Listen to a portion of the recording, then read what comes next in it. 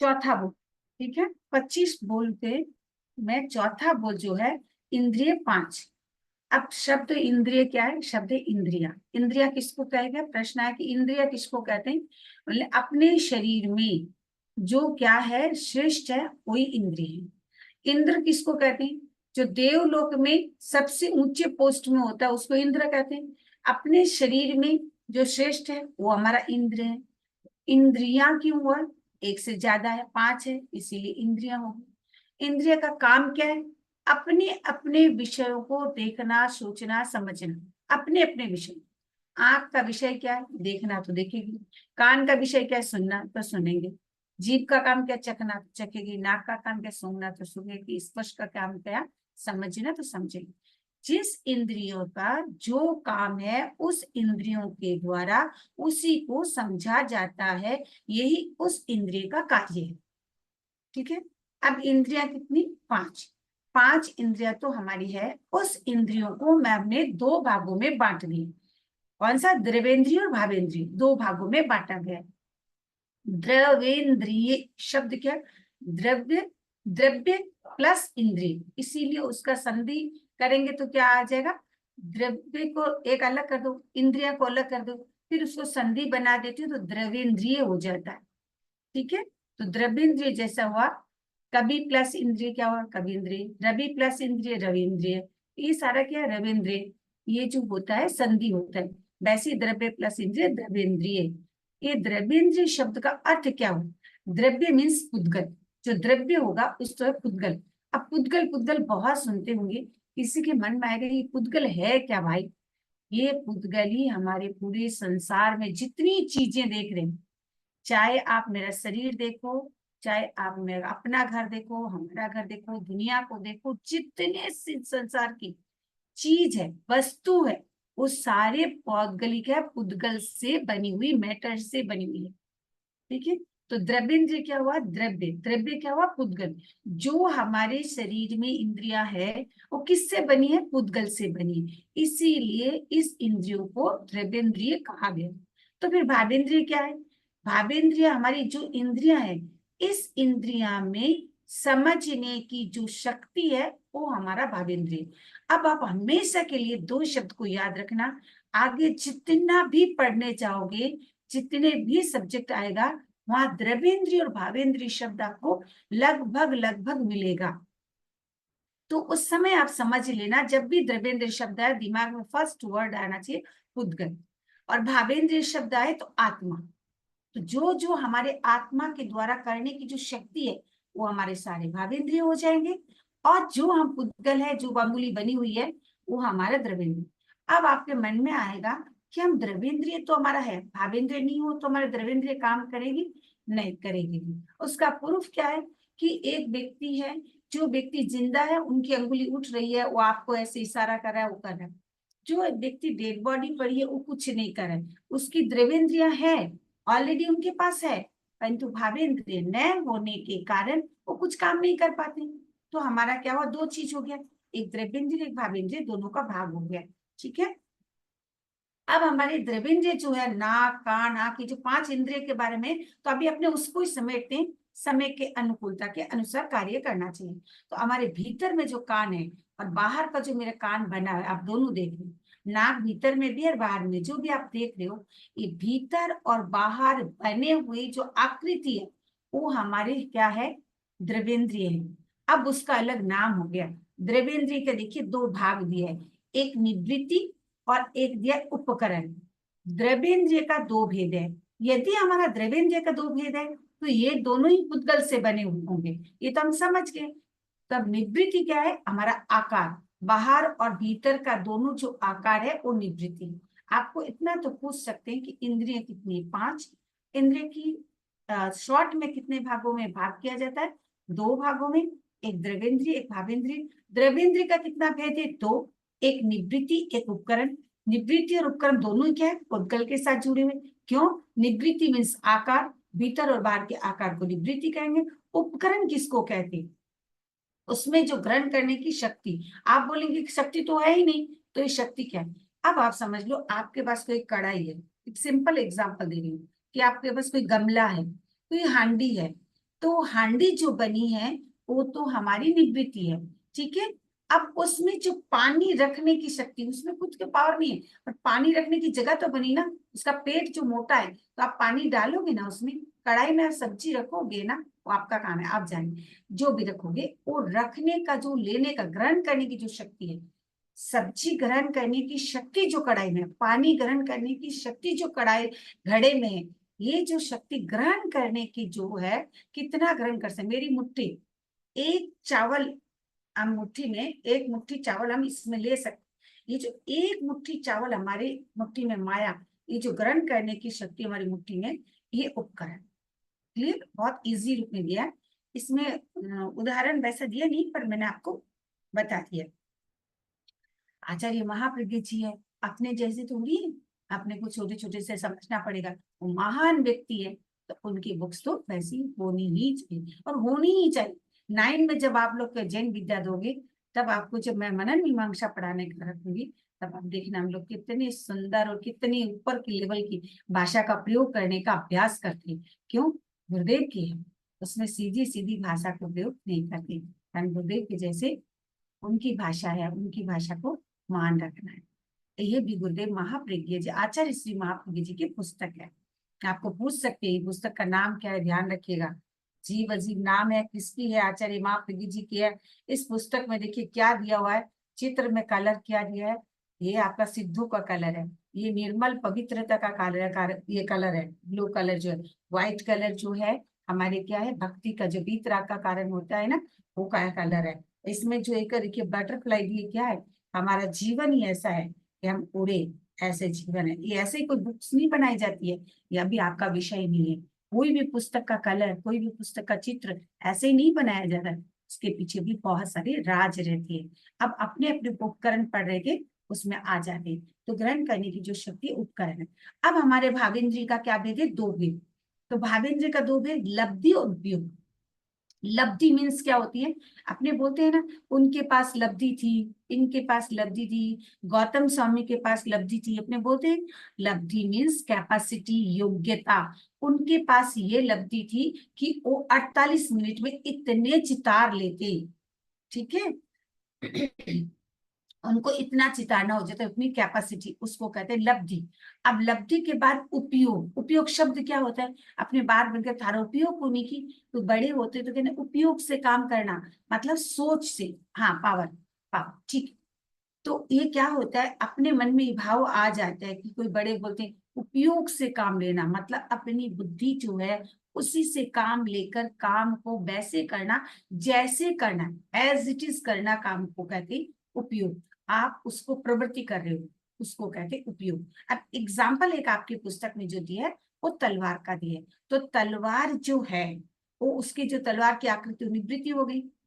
अब तलवार में देखिए धार है, जो तलवार होती है उसमें धार तो रहती, उपकरण है। अब उसमें क्या है, छेदन शक्ति है, छेदन करने का पावर उनमें है, ये लब्धि है। छेदन किया नहीं, छेदन करने की जो शक्ति है वो लब्धि। अब किसी को छेदन वेदन कर दिया तो उपकरण हो गए, तो ये चारों काम उसमें हो गया। ऐसे इनका दे दी, इजी इजी में बताने का प्रयास करें। जानने की शक्ति जो बता दी, हाँ। और एक चीज जो है, निवृत्ति और उपकरण इंद्रिय ज्ञान का साधन है, ये क्या है, आपका ज्ञान का साधन है, और लब्धि ज्ञान की शक्ति है, और उपयोग उसका व्यापार है, वो जो प्रवृत्ति करोगे वो व्यापार है, ठीक है। इससे अधिक आप लोग को इतना ही, अभी आप लोग को इतना ही ध्यान रखना। अब एक आगे आपकी 5 इंद्रिया के बाद एक शब्द है छठी इंद्रिय।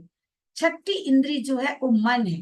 मन को छठे इंद्रिया रूप में क्यों स्वीकार किया, 5 इंद्रिया तो थी, तो छठी इंद्रिया मन को क्यों ली, मन के द्वारा हम बहुत कुछ क्या है जानते समझते। जैसे आंख से मैंने देखा, और मैंने यहाँ पर क्या नाम दिख रहा है, मेरे को पूनम नाम दिख रहा है, ठीक है, पूनम बाई नाम दिख रहा है, तो मैंने नाम देखा, मेरे आंखों से देख लिया, तो ये हमारे आंख का काम किया, ठीक है। ऐसे बहुतों को दिख रहा है कि तो सामने दिखा तो मैंने कह दिया।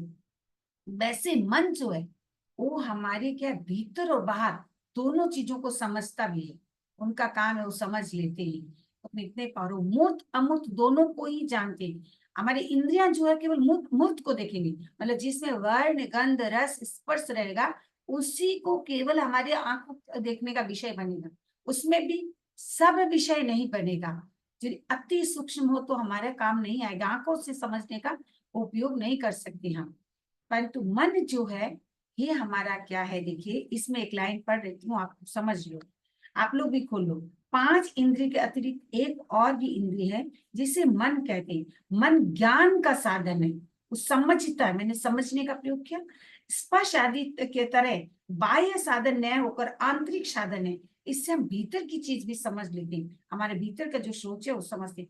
मन आपको देखकर कोई गुस्सा में रहते हैं, अपनी समझ जाते हैं कि इसके मूड आज सही नहीं लग रहा। वो कोई शब्द जब बोलते हैं तो कोई हड़बड़ा के शब्द बोलते हैं। जब गुस्सा में रहते हैं तो आदमी सही बात को भी थोड़ा सा अलग अलग टाइप में, हाँ सिक्स सेंस, सिक्स्थ कर दो, TH कर दो, तो उसमें क्या होगा, आपको समझने में सुविधा हो जाती है ना कि व्यक्ति का भी मूड सही नहीं। ये कौन समझता है, ये हमारी इंद्रियां नहीं समझ रही, ये हमारा मन समझ रहा है। ठीक है, इसीलिए ज्ञान का साधन बना।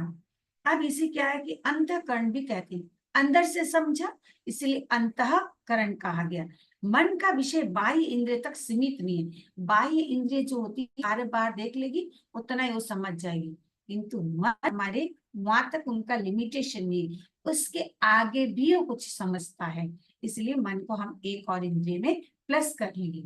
बाह्य इंद्रिय केवल मूर्त को देखेंगे, हम क्या नाम है, ये जो हमारी इंद्रिय केवल बाहर को देखते हैं, और मन जो है हमारा मूर्त और अमूर्त दोनों विषयों को देखता है। एक और काम करते हैं, मन का काम आप लोग को अभी एक बार ऐसे ही समझ लो खाली। मन का काम कल्पना करना, स्मृति करना, सोचना। ठीक है, ये अभी ये आपके बुक में नहीं है, पर आपको कोई पूछ ले कि मन का काम क्या है, स्मृति कल्पना। स्मृति करना भी इनका काम है, जो सोच लिया आपने, मैंने देखा, मैंने हाँ ये क्लास में तो मैं ये पढ़ाई थी, फिर को मेरे को फटाक से याद है। ये कौन कौन करता है, हमारा मन करता है। कल्पना, मैं कल ये करूंगी, मैं कल वो करूंगी, ये करूंगी, यदि भी वर्तमान में जियो, जब जिस काम में लगे हो उसी में लगे रहो, फिर पीछे चिंतन नहीं करना, उसी समय यदि करते हैं परफेक्ट होता है। पर मन हमारा कल्पना भी कराती है, चिंतन करना, स्मृति करना, कल्पना करना, ये कौन कराते हैं, मन। तो मन में आप किससे जोड़े, ज्ञान के साथ जोड़ो। ज्ञान किसके साथ जुड़ेगा, विचार के साथ। जिस काम के द्वारा व जिस इंद्रियों के द्वारा हम विचार शक्ति के द्वारा कोई भी चीज को, भीतरी चीज को भी समझ लेते हैं, वो हमारा इन मन है। इसको हम इसीलिए छठी इंद्रिय कहते हैं, पर छठी इंद्रिया भी नहीं। अब यहाँ एक शब्द आया, आप लोग पूरा पढ़े हो कोई बहन तो समझ में, इंद्रिया द्वारा जाने गए विषयों को आलोचनात्मक ज्ञान। अब मन क्या होता है, वो अच्छा है कि या बुरा है। किसी व्यक्ति में क्या होता है, बाहर ही एक रकम व्यवहार और भीतरी एक रकम का व्यवहार। ये क्या होगा, उनके साथ रहते रहते 2-5 दिन भीतर में मन अपने को अलर्ट करता है कि वो व्यक्ति जैसा देखने में और जैसा बोलने में है वैसा है नहीं। और कभी समझ में आ जाएगा, जैसे बोलते हैं कथनी और करनी में फर्क नहीं रखते, उस व्यक्ति को विश्वास करने की जो अपने को पावर देता है वो भी हमारा मन देता है। जितनी भी दुनिया होशियार हो गई, सामने वाला होशियार है तो हम कमजोर थोड़ी है। ये चीज कौन समझाता है, मन। वे 9 इंद्रिया ईसत इंद्रिया है, चिंतन में स्वतंत्र है, वो स्वतंत्र चिंतन का चिंतन करते हैं। 9 इंद्रिया शब्द जहाँ आए, आप ऐसा मत समझना कि इंद्रिया नहीं है, इंद्रिया है, इंद्रिय के जैसे, जैसा नो कर्म का जैसे अपने आते हैं, नो कषाय, कषाय के जैसे है, थोड़ा फर्क है, इसीलिए उसको अलग करते हैं। क्लियर। अब इसको क्या कहते हैं, चिंतन जो करता है वो अपना चिंतन अपना कर सकते हैं मन, इसीलिए अनिंद्रिय कहते हैं। अब आपको पूछा जाए अनिंद्रिय मन को क्यों किया, स्वतंत्र चिंतन के लिए मन को अनिंद्रिय कहा जाता है। ठीक है, ये बात याद रखना। 5वां बोल, आप लोग को इतना बताएं, इतने में आप लोग को हो जाएगा। इसलिए 5वां बोल है पर्याप्ति। 6 पर्याप्ति शब्द क्या है, पर्याप्ति, पर्याप्त से पर्याप्ति। जब जिसको, जिस जीव को जितनी चीज की आवश्यकता है, पौद्गलिक शक्तियों की जितनी आवश्यकता है, उतना जब उसको मिल जाता है तो उसे हम पर्याप्त कहते हैं। यही पर्याप्ति है। सब जीवों में 6 पर्याप्ति नहीं रहती, ये आगे तत्व ज्ञान में आप पढ़ पाओगे। जैसा छोटा जीव हो तो उसमें 4 पर्याप्ति, बड़े में 5, भी देवता में 5, अपने में मनुष्य में पंचेंद्रिय गर्भज मनुष्य में, असंगी गर्भज मनुष्य में जो गर्भज होगा वो निश्चित संगी होगा। तो संगी मनुष्य में और संगी तिर्यंज पंचेंद्रिय में 6 ही पर्याप्तियां होती है। अब जब हमारे पास 6 पर्याप्ति जब तक नहीं होगी तब तक हम अपर्याप्त, और जब हमारे पास 6 पर्याप्ति हो जाएगी हम पर्याप्त। वैसे ही प्रत्येक जीव में जितनी पर्याप्ति की आवश्यकता है उतनी जब तक उसको न मिले तब तक वो अपर्याप्त, मिल जाए तो पर्याप्त। वैसे आपको 14वां बोल में जीव का जब भेद आता है तो पर्याप्त अपर्याप्त 2 शब्द आता है। जब तक हमारी पर्याप्तियां पूर्ण न हो जाए, जितनी आवश्यक उतने न मिले तब तक अपर्याप्त, जब मिल जाए तो पर्याप्त, इसीलिए जीव का वहां भेद किया गया है। क्लियर? अब आती हूँ 6 पर्याप्ति के नाम आप सब जानते हो। अब 6 पर्याप्ति जो मिलने का प्रारंभ है, वो मिलने का प्रारंभ तो एक साथ होगा, 6 को एक साथ ही इकट्ठा कर लेंगे, बाद में वो प्रारंभ एक साथ होगा, बनने में अलग अलग हो सकता है। ठीक है, जब वो पर्याप्ति शुरू होगी तो एक ही समय में 6 शुरू होगी, फिर उसकी कंप्लीट करने में जो समय है वो थोड़ा अलग है, इसीलिए इसका टाइमिंग क्या है, अंतर्मुख, कितना फास्ट काम होते हैं। इस ज्ञान के ऊपर, तत्व ज्ञान के ऊपर सबसे पहले मन में श्रद्धा लाए कि अंतर्मुहूर्त में हमारी पूरी क्या होती पर्याप्तियां कंप्लीट हो जाती है। वो कैसी होती है केवली भगवान जाने, अपने पास वो नॉलेज नहीं है कि अपने समझ पाए। ठीक है, कोई बात नहीं, अपने समझ नहीं पाए, अपनी समझे ना, तो श्रद्धा से एक्सेप्ट अवश्य करना है। ये तो वो अंतर्मुख में अपने कंप्लीट होगी। अब इसका क्या है कि किस लिए इसको हम ले, तो पर्याप्त की बोले तो आप बोले जैसे घर बार बनाते हैं तो चून सीमेंट बाली पानी जो भी चाहिए एक साथ लाकर इकट्ठा करते हैं, वैसे हमारी बॉडी जो है वो पहले समय में क्या करते हैं, जैसे स्टार्ट होता है वो सारे के सारे चीजों को लाकर इकट्ठा कर लेते हैं। फिर क्या है, जैसे दीवार बनाना तो दीवार बनाते हैं, फिर उससे दरवाजा बनाना तो दरवाजा बनाते हैं। ये इंद्रियां जो अभी आप पढ़ रहे थे हमारे शरीर के दरवाजा है। जैसे दरवाजे से हम प्रवेश किया, इस रूम में आए, वैसे ही ये इंद्रियां हमारे क्या है, बाहरी चीजों को भीतर लाने का हमारा काम कौन करती, इंद्रियां करती। इसीलिए ये इंद्रियां भी हमारे शरीर का एक प्रकार के दरवाजा, वैसे दरवाजा के आकार नहीं है पर ये दरवाजा इसे कहा जाता है। और सारे चीज को इकट्ठा कर जब जब जिसको जरूरत है उसको उसी को बांट देते हैं, और बांट कर वो हमारे क्या है बने। ये हमारी पौद्गलिक शक्ति है, अभी केवल पौद्गलिक शक्ति है।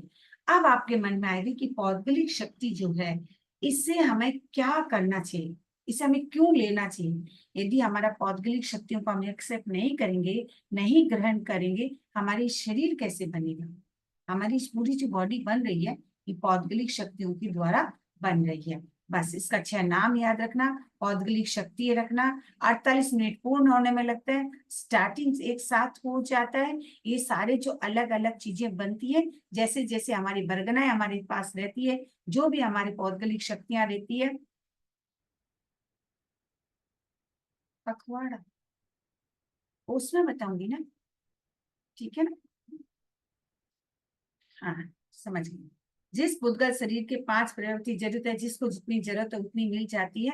अब आपको जैसे जैसे बनानी है उसकी बात नहीं। जिस पुद्गल समूह से शरीर है, हमारा शरीर है, तो हमारे शरीर जिस पुद्गल से बनेगा उसको लेंगे। जैसे औदारिक शरीर है, हमारा शरीर औदारिक है, तो औदारिक शरीर के बरगना को लेकर बनेंगे। देवता का शरीर बेकरी है तो बेकरी पुद्गल लेंगे। जब कोई चतुर्दश पूर्वी हो गए वो आहरक लेंगे, तो उसको जिसको जो प्राप्ति की आवश्यकता योग्य पुद्गल है शरीर के लिए, वो अपने अलग अलग पुद्गल को लेकर उसी का शरीर बना देगा। तो शरीर पर क्या हुआ, एक पुद्गल समूह से शरीर आदि प्राप्ति, 5 प्राप्ति के योग्य पुद्गल ग्रहण करने वाली क्रिया प्राप्ति पूर्ण होने से आहार प्राप्ति कहते हैं, उसको आहार प्राप्ति कहते हैं। शरीर प्राप्ति शरीर के जैसे लिया, बोल दिया मैंने।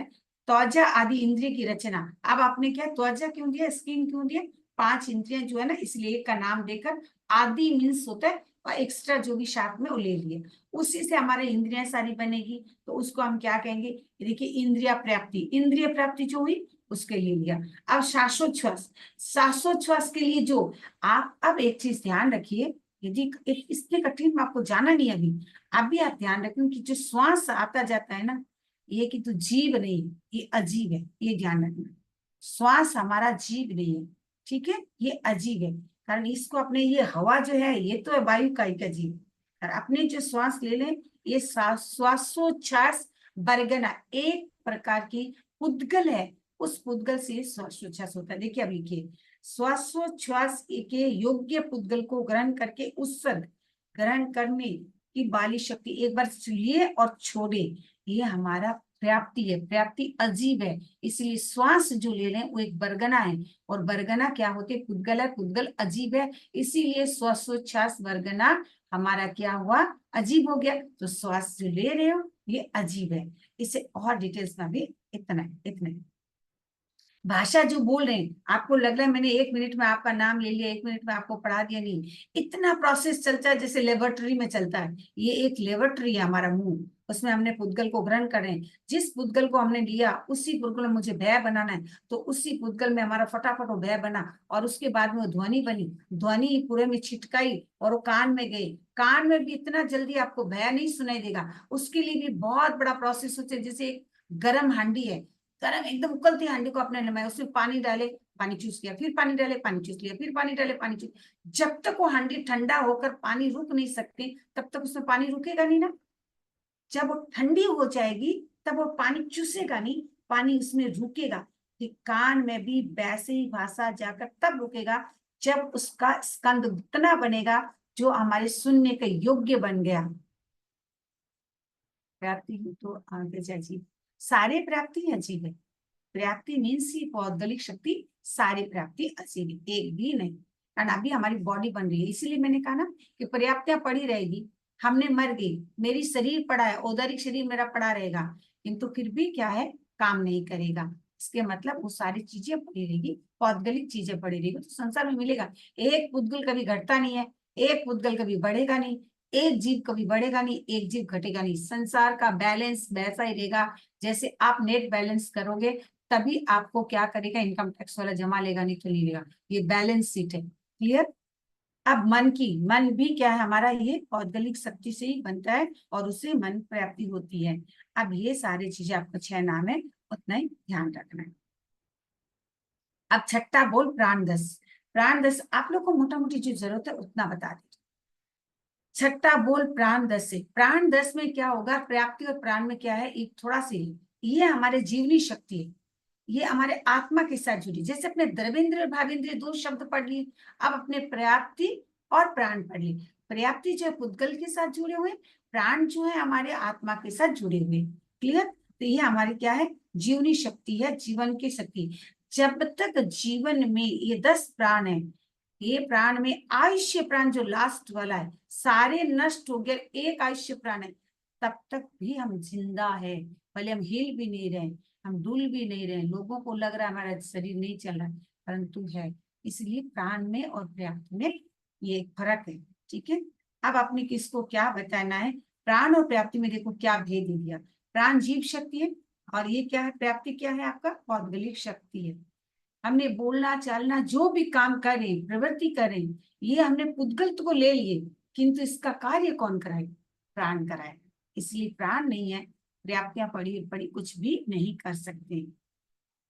एक प्रश्न प्राय पूछा जाता है, किस किस प्राण को कौन कौन सी प्राप्ति, ये थोड़ा ध्यान में रखना है कि जैसे वहां पर तो आपको खाली एक इंद्रिय प्राप्ति बोल के दे दिया, प्राप्ति में एक इंद्रिय नाम दिया, यहाँ पर आपको प्राण में पांचों को खोले, 5 जो प्राप्ति है, जो इंद्रिया 5 खोल कर पर्याप्ति को खोल के प्राण में डाल दिया, तो इसमें 5 अलग अलग हो गए। अब एक चीज मन में आ सकता है कि वहां इंद्रिया प्राप्ति दे दी और यहाँ खोले क्यों।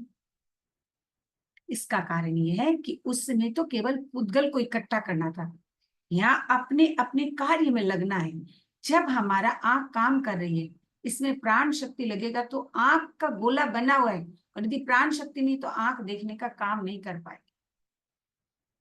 कान का गोला बना हुआ है, कान जैसे एज इट इज है, कान मेरा पूरा एकदम वैसे ही कान है, परंतु जब हमारे कान में क्या है, ये हमारे कौन सा नहीं होगा, इसमें देखिए कान में कौन सा दिया है आपने, श्रोतेंद्रिय प्राण, ये यदि हमारी नहीं है तो हम सुन नहीं पाएंगे, सब कुछ है तो सुन नहीं पाएंगे।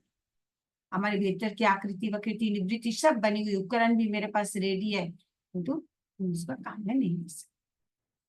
इसलिए पांचों इंद्रियों को क्या किए है, अलग अलग प्राणों में 5 नाम दे दिए और पर्याप्ति में 1 इंद्रिया दे दिए। ठीक है, मनोबल, वचन बल, काय बल, वहां पर्याप्ति में देखो जैसे जैसे नाम आया वैसे वैसे आप ये कर लेना। वहां पर देखिए श्वासोच्छ्वास, भाषा और मन प्राप्ति दे दिए। यहाँ भाषा भी दी है, अब श्वासोच्छ्वास इसमें दिया अलग से दे दिए, मनो के दे दिए। जो शरीर है वहां पर शरीर इंद्रिया जो है, ध्यान रखने शरीर प्राप्ति को यहाँ पर क्या दिया, काय बल नाम के साथ ऐड कर लिया।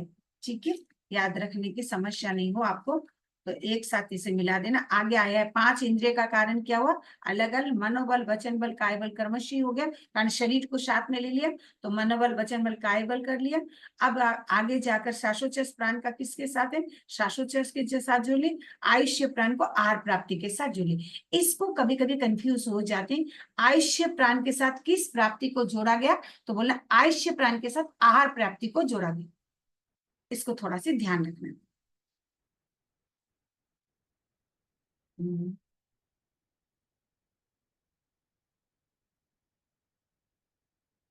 एक चीज समझने के लिए है, इतना हार्ड अभी नहीं आएगा, फिर भी इसको समझने का कारण है कि यदि कोई व्यक्ति है और उसमें प्राण है, अभी तक प्राण मतलब आयुष्य प्राण है, तो भले कुछ भी नहीं करे, यहाँ पर दिया हुआ है सारे बॉडी को जीर्ण शीर्ण हो गया, बूढ़ा भी हो गया, कुछ भी हो गया, परंतु यदि कुछ हिल भी नहीं पा रहा है, पूरा सो गया, आयुष्य प्राण जब तक रहेगा तो उसको उसे डेड बॉडी रूप में घोषणा अपने नहीं कर सकते। जैन धर्म डॉक्टर भले भी कर दे, डॉक्टर उसको कर भी दे, परंतु तो अपने को नहीं। इसका प्रूफ क्या है कि किसी एक व्यक्ति को ऐसा हुआ था, सुनने में आ रहा है, कोमा में भी बोल सकते हो, एक व्यक्ति को 40 दिन तक न कि एक यहाँ पर दिया भी है कि बक्सा में रख दिया, और उसके बाद वो हिल नहीं डुल नहीं कुछ नहीं रहा, अचानक देखने उस शरीर को उसको हिल रहा है। इसका मतलब उसका क्या हुआ, प्रूफ हुआ कि उनका आयुष्य प्राण शेष रह गया था। और उसके बाद देखा जाए काफी दिन व्यक्ति जी भी गया, चल गया, हो तो ऐसा भी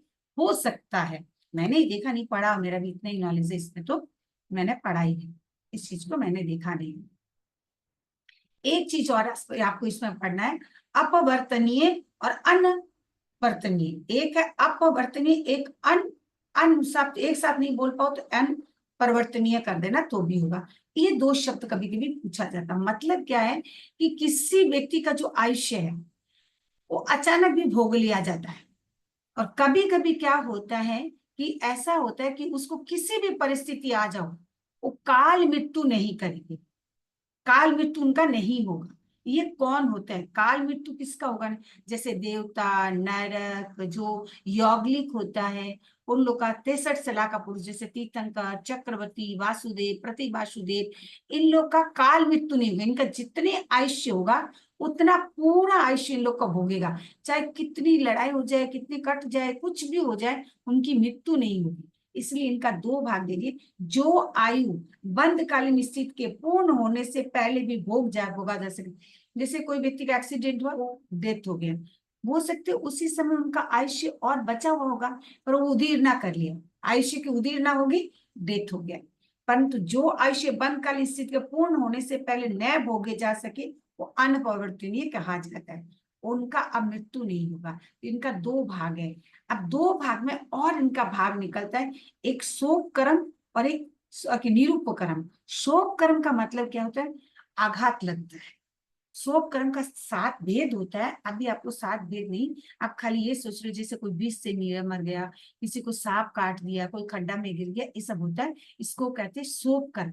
शोक कर्म का मतलब आघात लगकर, किसी कारण से कोई आघात लगा, कौन सा आघात, किसी मर गया, आत्महत्या जो कर लेते हैं, कोई खड्डा में गिर गए, किसी को किसी मार दिया तलवार से, ये सारी चीजें जो है उपकर्म कहते हैं इसको। कोई एक आघात मिला और वो मर जाए, उसको कहते हैं शोक कर्म। आप इजी भाषा में पूछ ले कि शोक कर्म किसको कहा है, तो आप कहना किसी कारण से, कोई आघात के कारण, किसी घटना के कारण किसी की मृत्यु हो जाती है, उसको कहते हैं शोक कर्म। निरुपद्रव कर्म क्या मतलब है, उसे मृत्यु नहीं होगी। और जो अनपरिवर्तनीय होता है, दोनों है होता है, वो शोक कर्म में भी होता है और कि जो उनका निरूप कर्म होता है। आप बोलेंगे, आप तभी बोले कि उनका तो आयुष्य पूर्ण होगा तभी वो मरेगा। हाँ, आयुष्य उनका पूर्ण नहीं होगा, आघात आ सकता है, आघात आना शोक कर्म, और आघात आकर भी न मरना उनको कहते हैं क्या, शोक कर्म। और निरूपक्रम दोनों हो गया, आघात तो आया पर मरा नहीं, तो निरूपक्रम। अनपरिवर्तनीय जो है वो आयुष्य कर्म, शोक कर्म और निरूपक्रम दोनों होता है। ठीक है, इसका ध्यान से देखना। तीव्र शस्त्र, तीव्र अग्नि आदि जिन निमित्तों से अकाल मृत्यु हो गई, आपको शॉर्ट नहीं आप लोग को दिया है, अच्छा ही किया है, गुरुदेव ने कृपा की है।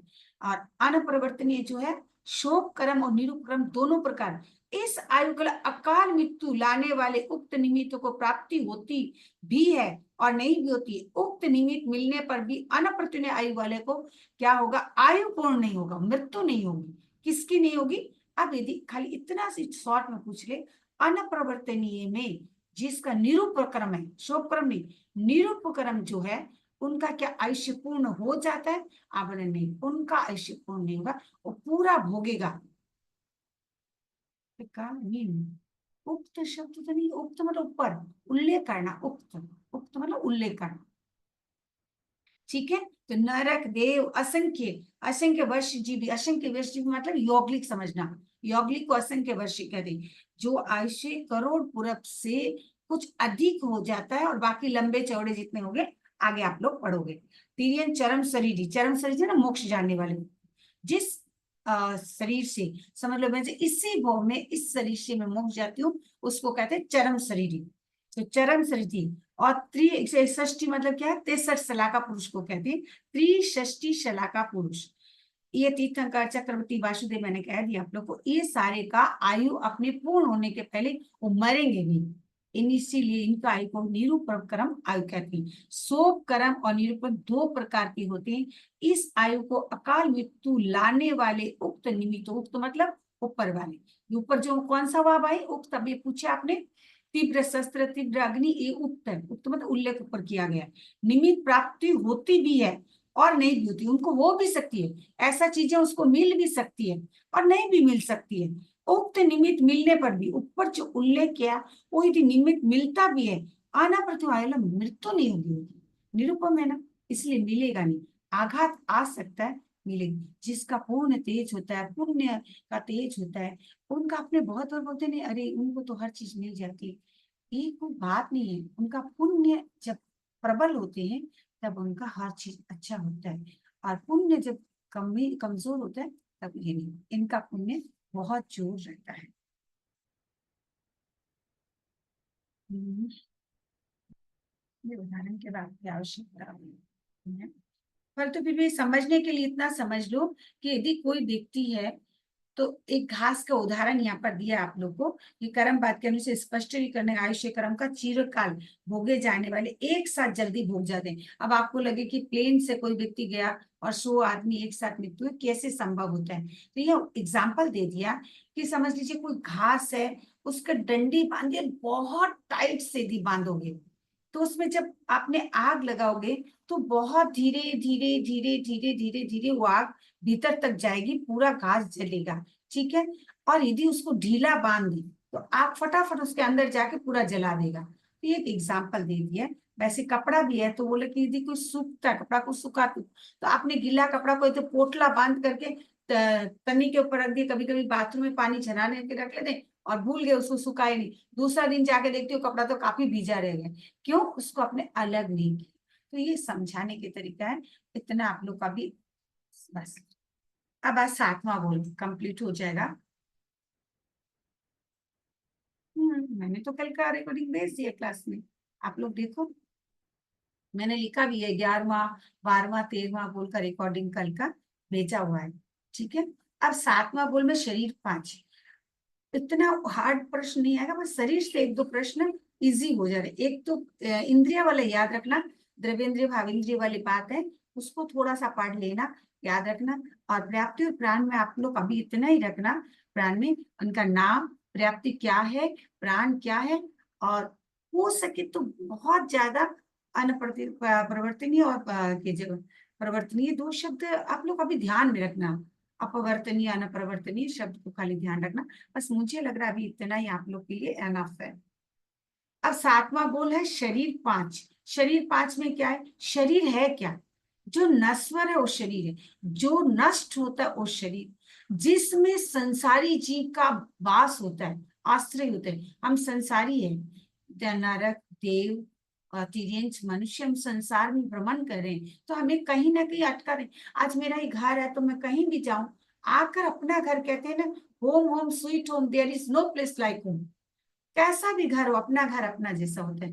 तो ये हमारा शरीर नहीं रहे तो हमारी जो जीव है, हमारी जो आत्मा है, संसार में जब रहती तो हमें कहीं तो रहने की जगह चाहिए। ये हमारे संसार में रहने की जगह है शरीर।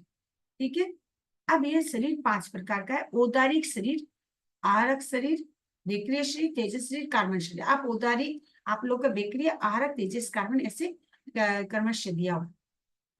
औदारिक शरीर किसको कहेंगे, जो हाड़ मांस से बना हुआ है, जिसको छेदन भेदन कर सकते, जिसको काटा जा सकता है, छेदन कर सकता है, वो है हमारा औदारिक शरीर। ये क्या होता है, तिर्यंच और मनुष्य का ही होता है, देव और नरक का नहीं होता है। इससे शरीर का इतना वैल्यू क्यों है, इस शरीर से ही हम मोक्ष जा सकते हैं। पूछा जाए कि कौन से शरीर से मोक्ष जाए, एकमात्र औदारिक शरीर से मोक्ष है। अब मन में प्रश्न आएगा, तिर्यंच का भी तो औदारिक शरीर है, उनके शरीर मोक्ष नहीं जाए? नहीं, उनके शरीर से नहीं जाएगा, उनका औदारिक है। पर मनुष्य में जब औदारिक शरीर का है, मनुष्य है, हमारे एकमात्र पुत्र है। हम कितनी भाग्यशाली है कि हमें मनुष्य जीवन मिला, जैन धर्म मिला, तेरा पंथ धर्म मिला, आचार्य महाश्रमण जैसा हमें गुरु मिला, फिर भी हम अभी तक भी समझ नहीं पाए, तो हमारी बहुत देरी हो जाएगी।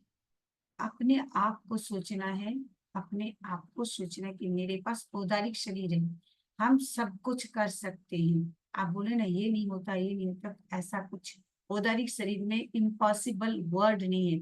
आई एम पॉसिबल वर्ड एकमात्र औदारिक शरीर में। ठीक है। तो मोक्ष जाने का काम इसी में होता है। और इस शरीर में क्या होता है कि यदि मनुष्य जीव जो है, बातिरिन जो है, औदारिक शरीर मर गए, मरने के बाद में भी इसका शरीर रह जाता है। अब आया बेक्रिय। बेक्रिय शरीर में क्या है, छोटा बड़ा जो शरीर होता है वो बेक्रिय शरीर है। ऐसे तो देव और नरक में ही होगा, परंतु बेक्रिय शरीर लब्धि के द्वारा चारों गति में होता है, तिर्यंच में भी पाया जाता है। ऐसे वायु कायिक में भी उनका है, बेक्रिय शरीर का है। जिन्होंने पढ़ा है तत्व वो समझ जाएंगे। और तिर्यंच और मनुष्य में तो हुआ मतलब लब्धि से होगा, और देव और नरक में बेक्रिय शरीर ही होगा। तो बेक्रिय शरीर किस में पाया जाता है, चारों गति में पा सकते हैं, दो लब्धि के द्वारा पाया जाता है, और उसमें आपने क्या है, उनका होता ही है। ये वो कपूर के भांति उठ जाएगा। जब देवता अपने आयुष्य पूर्ण हो जाएगा और दूसरी गति में जब जाएंगे, उनका शरीर कपूर के भांति उठ जाएगा, उनका मतलब लास्ट में कुछ बचा हुआ नहीं रहेगा। बेकरी शरीर का, नरक में भी ऐसा ही होगा, किंतु अपने शरीर जो उदारिक है वो पड़ा रहेगा, आप देख पाओगे उसको, और इनको लास्ट मोमेंट में जब खत्म हो जाएगा, बेकरी शरीर को देख नहीं पाओगे। आहारक शरीर क्या है, ये भी एक शरीर ही है, परंतु ये 14 पूर्वधारी जो होते हैं, उनके शरीर को बनाने का एक क्षमता होती है, उनके पास एक लब्धि होती है। 14 पूर्वधारी होना पड़ेगा, साधु में ही 14 पूर्व का ज्ञान हो सकता है। और साधु जो छठा और सातवां गुण स्थान में रहते, उनको आहारक लब्धि होगा। लब्धि पर्याप्ति जो करेंगे प्राप्त, वो सातवें गुण स्थान में उनको प्राप्त होगा, किंतु फोड़ने के समय उनको छठा गुण स्थान आएगा। उसी व्यक्ति, उनका जब प्रश्न का कोई मन में आता है, संशय रह जाता है, वो उनको नहीं ध्यान में आता है, तो वो क्या करते हैं, सिमंदर भगवान बा केवल ज्ञानी जो होते हैं, तीर्थंकर होते हैं, उनके पास अपना प्रश्न भेजते हैं, और उनका प्रश्न का उत्तर उनके सामने आ जाएगा। आप उनके सामने प्रश्न पूछ रहे हो, आपको पता भी नहीं चलेगा, उनके पास वो क्या है, प्रश्न का उत्तर आ जाता है। कैसे कि वो एक पुतला, एक हाथ का पुतला निकाल के उनको भेजता है प्रश्न पूछने, वो पुतला जाकर आकर पुनः अपने शरीर में समावेश हो जाता है। एक बार की जगह 2 बार भी कहीं कहीं आता है, भेजा जाता है, उसके बाद उनका हाइट कम हो जाती है, ये सारा काम इतना ध्यान रखो, आहारक एक लब्धि है, इसके कोई भी प्रश्न का संशय होता है उसको समाधान पाने के लिए उपलब्धि फोड़ते हैं और वो पुतला बनाकर समाधान पा लेते हैं, अपनी जिज्ञासा की समाधान पा लेते हैं, तो आहारक लब्धि हो गया और आहारक शरीर हो गया। उस समय उनका आहारक शरीर रहेगा, उतनी समय तक रहेगा, ऐसा नहीं कि हमेशा रहेगा। अब तेजस शरीर जो है वो हमारा पाचन शक्ति जो होती है वो तेजस शक्ति है। जैसे क्या है कि इंजन है, इंजन का काम क्या है, जैसे स्टीम डाल देते हैं, आगे कोयला का इंजन होती उसमें कोयला डालते, जैसे कोयला डाले और स्टीम जैसे पानी से गर्म होकर वो फोर्स होता है और इंजन धक्का दे दे। तेजस शरीर जो है हमारे पाचन है, हमें फोर्स देने का काम, यहाँ से जब मर के दूसरे गति में जाते हैं तो फोर्स का काम तेजस शरीर करता है। कार्बन शरीर हमारे क्या है, कर्मों का पिंड है, कर्मों का पिंड है, कर्म बरगना का पिंड है, वो कार्बन शरीर। संसार में जब तक रहेंगे तब तक तेजस और कार्बन शरीर तो संसार, पांचों शरीर जो है, ऐसे तो पांचों शरीर संसारी जीवों पे ही होगा, बाकी किसी से वो आज शरीर बन जाएंगे सिद्ध होंगे तो शरीर ही नहीं रहेगा, परंतु मिनिमम मिनिमम हर संसार जीव में दो तो तेजस और कार्बन रहेगा। कब रहेगा, जब व्यक्ति मृत्यु होगी, वहां जाकर जन्म लेगा तो दो शरीर तो साथ जाएगा तभी जन्म होगा, वो खत्म हो गए तो बहुत ही अच्छा है, मोक्ष हो जाएंगे, तो दो शरीर मिनिमम तो साथ में रहेगा ही रहेगा। जब उस संसार में, ये अंतराल गति भी संसार में ही है, पर जन्म ले लेंगे, गति को प्राप्त करेंगे, नरक गति, मनुष्य गति, तिर्यंस गति, ये चारों गति का कोई गति में प्राप्त कर शरीर जब करेगा तब उनके पास तीन शरीर भी हो सकते हैं, का तो उधर ही तेजस कार्बन होगा, देव नरक में जाएगा तो विक्रिय तेजस कार्बन होगा, और मुनि बन गया उधर ही तेजस कार्बन उनके साथ आहार है, तो मैक्सिमम क्या हो सकता है, चार शरीर हो सकता है। तो ये आपका शरीर का, एक बार देखती हूँ और कुछ है। पौद्गलिक सुख दुख का साधन, अच्छा शरीर का एक लाइन और दे दिए यहाँ पर, पौद्गलिक सुख दुखानुभव साधनम शरीरम, मतलब जो हमारे ये पौद्गलिक शरीर है, सुख दुख का अनुभव करना किसका पावर है, ये शरीर का ही पावर है।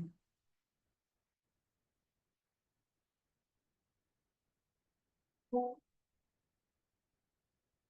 ये पांचों शरीर में तीन शरीर जो है वो हमारा क्या है, बादल है, और तेजस और कार्बन सूक्ष्म सूक्ष्मतर है, तेजस सूक्ष्म है और जो कार्बन है सूक्ष्मतर है, ये दो शब्द और दिया गया है बस। और मुक्त होने के बाद हम अशरीरी बन जाएंगे, इसीलिए ओम अरहम।